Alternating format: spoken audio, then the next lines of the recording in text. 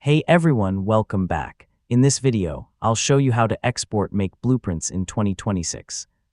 Exporting a blueprint allows you to create a backup of your scenario or share its structure with someone else without exporting your live data. Let's go through the process step by step. First, open your web browser, visit the Make website, and sign in to your account. From the dashboard, locate and open the scenario you want to export. Next, make sure your scenario is fully configured and saved.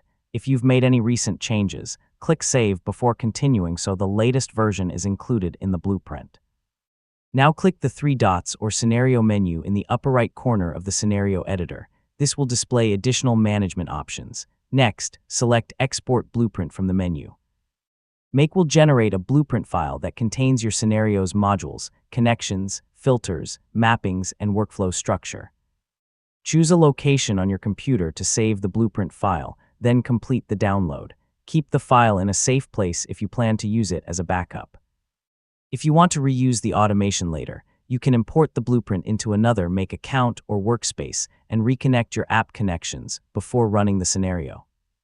Finally, open the imported scenario and test it with Run once to confirm that everything works correctly after reconnecting your apps and updating any required settings.